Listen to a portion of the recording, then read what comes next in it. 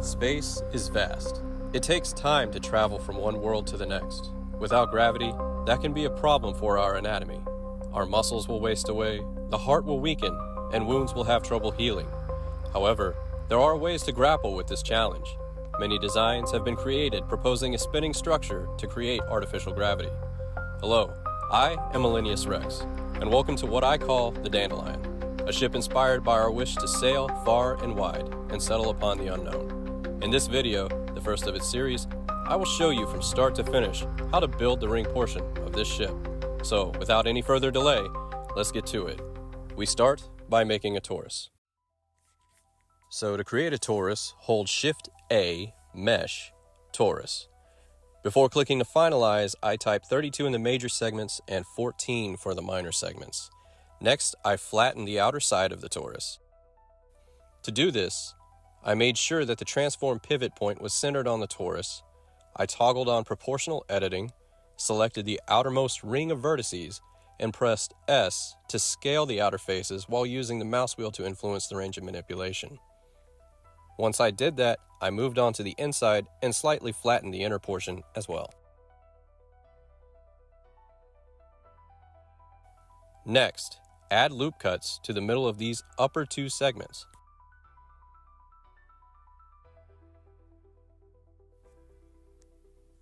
Hold Alt, left click, and press S to scale outwardly till that section presents a rounded appearance.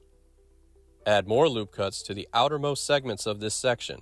Select individual origins and without selecting any axis, scale these lines down to give the section a hard taper. Although, in hindsight, I could have just beveled those edges.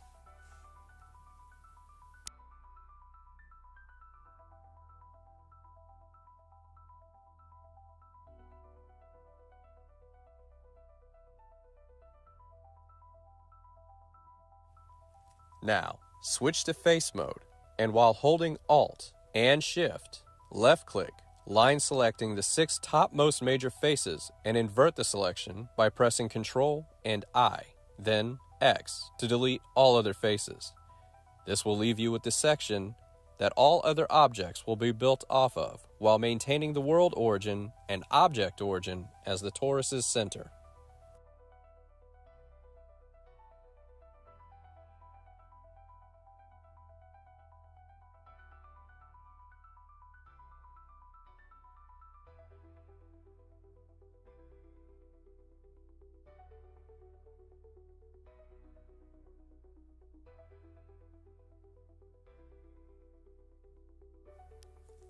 Before proceeding, let's make sure that this section can be duplicated and rotated around the object origin 16 times, with no overlap.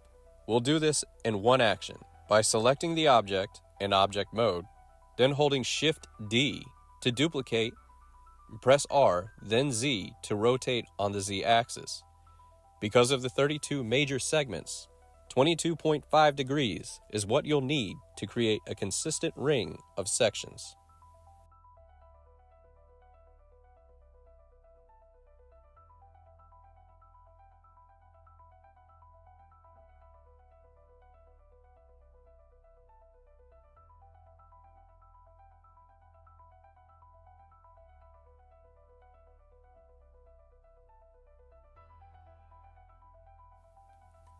Now that you've confirmed that your section can be consistently duplicated and rotated around the origin 15 more times, let's cap off the ends of the section with faces.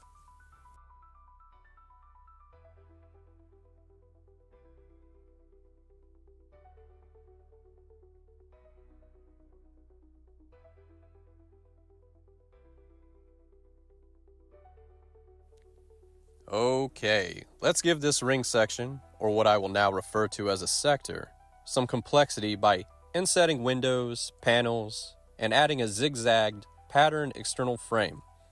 To do this, add loop cuts. I eventually chose 5 loop cuts as this gives me plenty of windows and will give the viewer the impression that this ring has many floors, adding to that appearance of scale.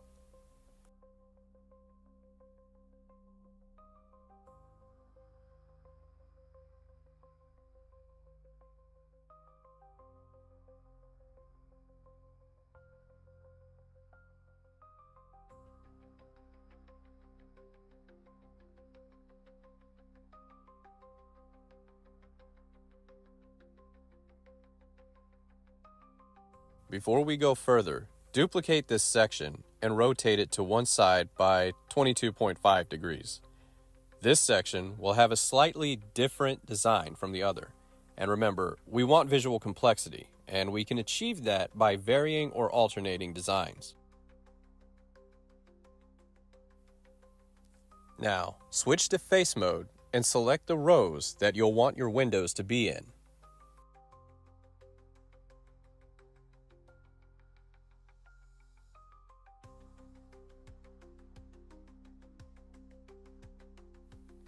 Once highlighted, double press I to simultaneously inset faces separate from one another.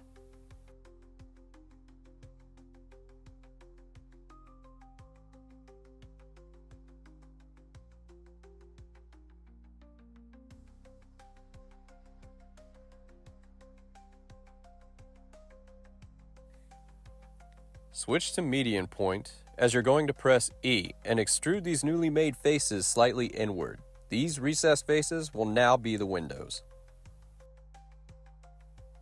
Before clicking anything that will deselect them, it'll be a good idea to assign a material slot to those faces. You won't need to necessarily work on the material yet, but it's easier to have them assigned since they're selected right now.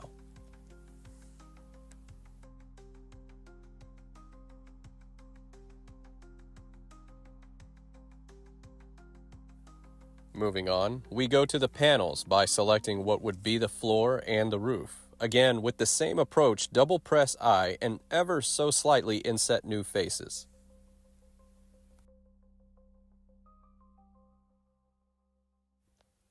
Just as with the windows and with the median point toggled on, press E and extrude inward. You don't want it to be much as we're not trying to make a Belgian waffle. We just want to give the exterior some structure.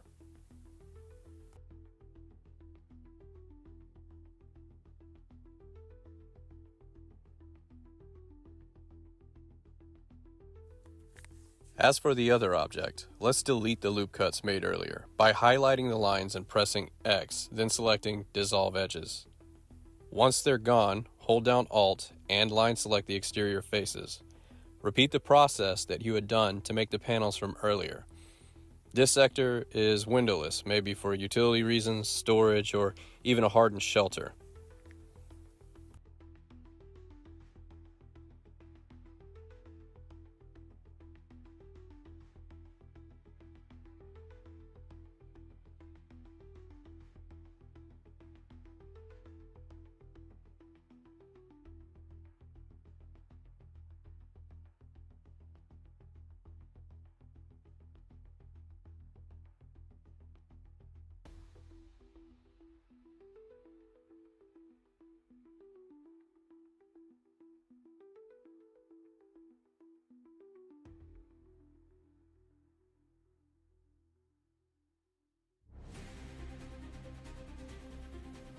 Select both objects and duplicate them by pressing Shift-D, then rotate along its perpendicular axis by 45 degrees.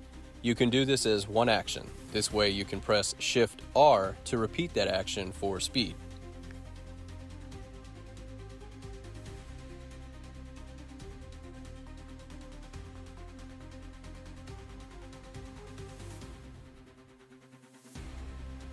To make the external frame, tab into Edit mode and switch to Edge Select.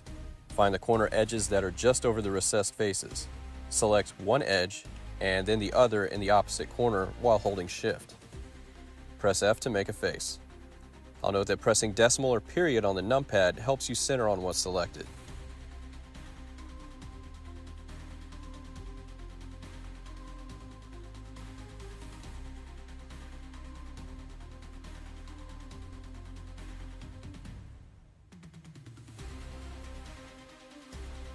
Now, in the adjacent box, do the same thing, only this time alternate directions. This will form a simple but convincing parametric truss framework that wraps around the exterior.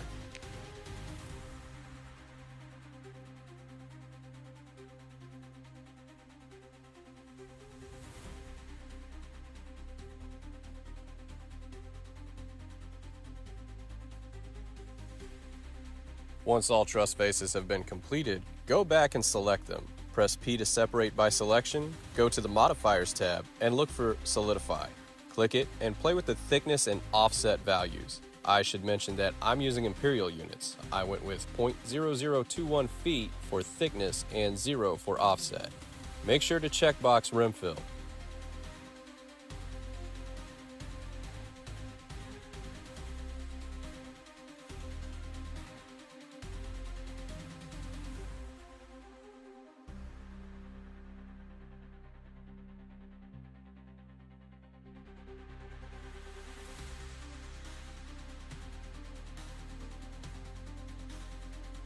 Once you're happy with the exterior frame, switch to object mode and duplicate, then rotate it along the torus's object origin in one action by 22.5 degrees. Press Shift R to repeat the action till all sectors have a frame.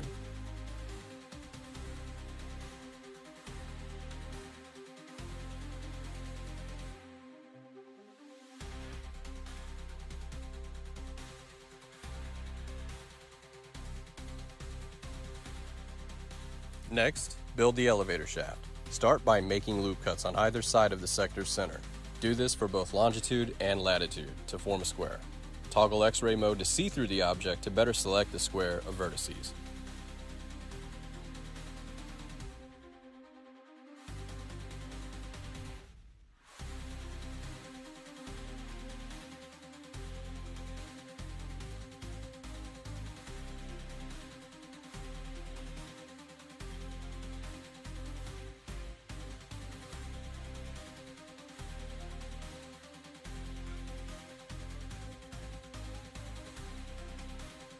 From here, you'll press E, then Z, to extrude directly down the Z-axis toward the object's origin.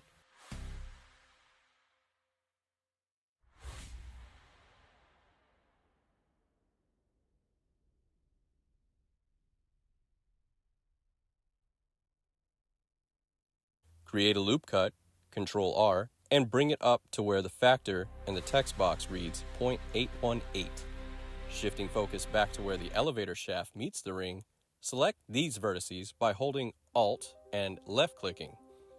Scale on both the X and Y axis while omitting the Z. Do this by pressing S, then Shift Z. Drag the mouse till you're happy with the desired taper.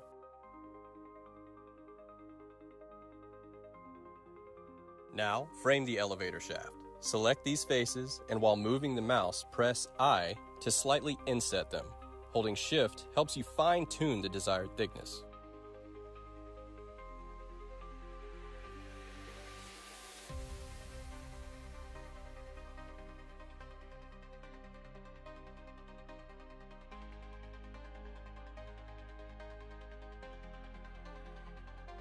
Toggle on median point. Select the top row of recessed faces and scale inward. Do the same for the long faces as well, only this time hold Shift Z to keep the face from skewing toward the origin center.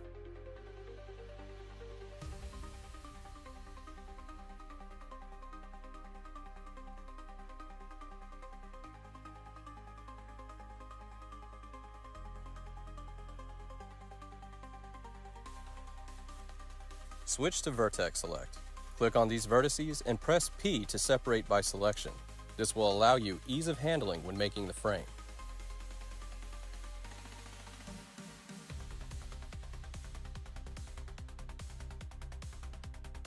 To get consistent spacing, duplicate the line and drag it down the elevator shaft along the Z-axis. Click anywhere to close the action and press Shift R to repeat this till you have enough intervals to cover the entire column.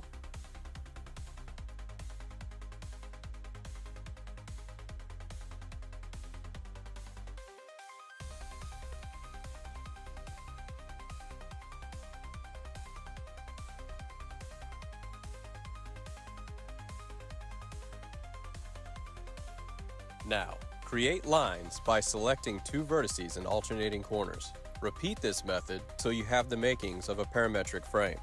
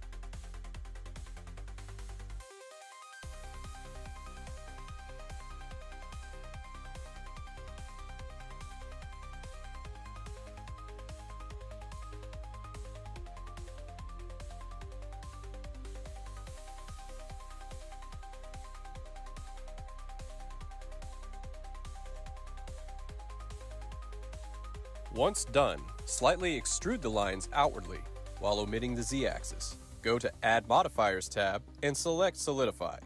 Set desired thickness, choose 0 for offset, checkbox even thickness and rim fill.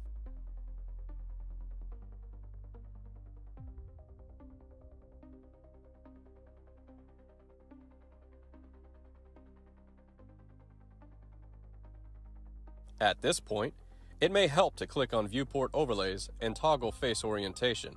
This is so you can visually verify all faces are set correctly, something you'll care about when it comes time to make materials.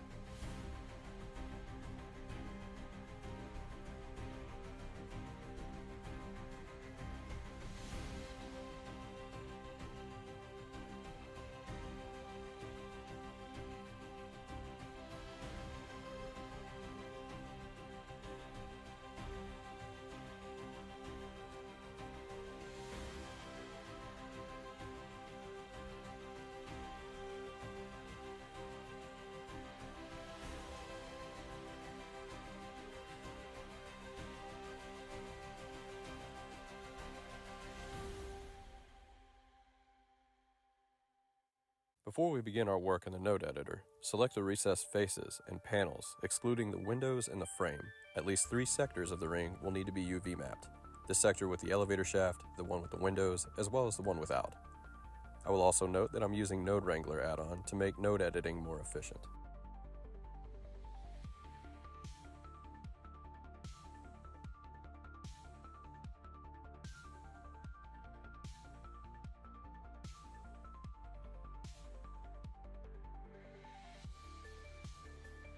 Create a new material and assign it. This will be the procedural brick texture that will give the surface a paneled appearance.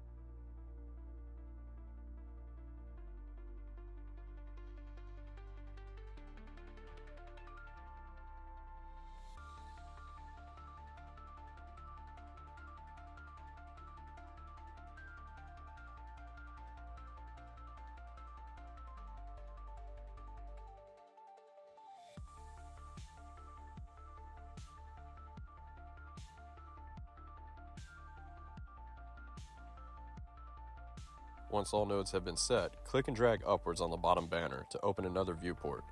With the mouse in the 3D viewport window, press U. Click on Smart UV Project, verify that 66 degrees is the angle limit, the margin limit is scaled, and that correct aspect is checkboxed.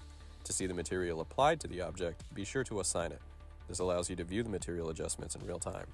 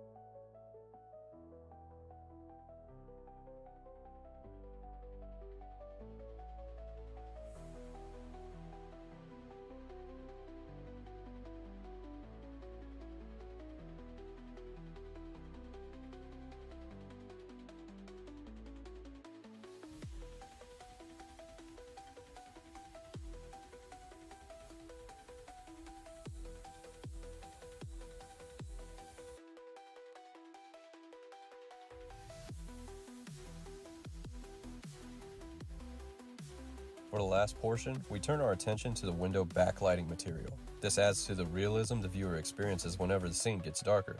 To do this, select all window faces, duplicate them by pressing Shift-D, press P to separate from object.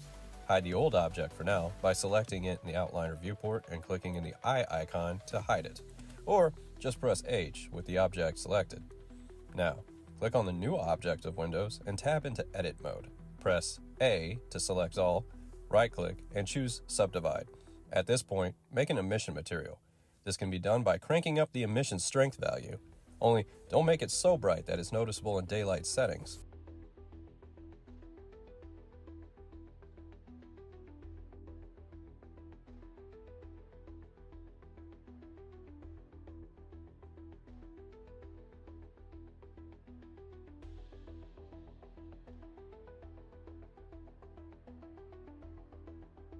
Randomly select parts of the subdivided faces and assign the emission material to them. Once you do that, select all faces by pressing A, then slightly scale them inwardly along the y-axis. Finally, make an additional emission material and use it alongside the other you had made. Having various shades of backlighting really helps with visual complexity and makes for a more convincing scene. Well, that's a wrap for this video. In the next one, we'll model and texture the hub, which connects the rings and serves a specific function during crucial phases of the journey. I also plan on uploading the model featured in the opening, so if you'd like to buy one instead, you can look for the link in the description below. Since this is my first tutorial, I greatly appreciate your feedback. What could I do more, or maybe less of? Is the background music distracting? Would you prefer captions instead of voiceovers? Your constructive feedback helps. Thank you, and have a blessed day.